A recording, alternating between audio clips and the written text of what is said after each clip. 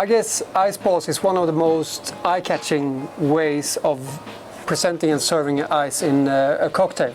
And you can use the ice press like this, but I will show you how to turn this into this.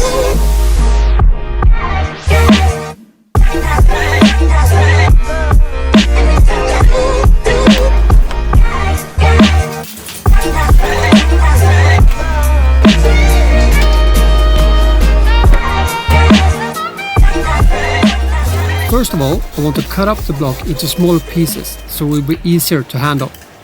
I use a Japanese ice saw to make a straight cutting line, but you can of course also use a regular bread knife.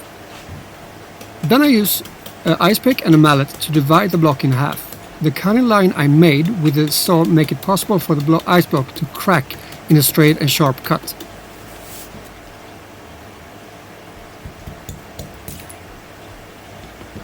I had a pretty big block this time, so I had to repeat the process once more.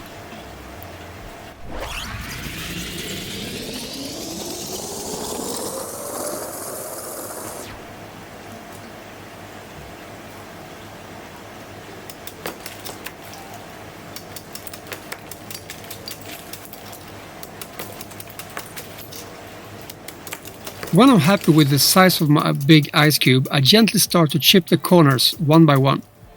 Notice that I grip pretty far down on the ice pick. I do that to get the best feel and accuracy. I chip one side at a time and work my way around. By doing that, I'm getting a great starting point to get a nice and round shape.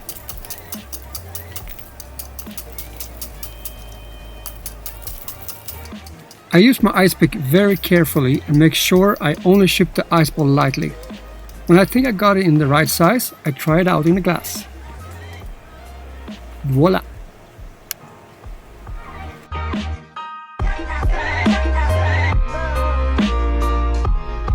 If you like this video, please give me a thumbs up and maybe even leave a comment about it.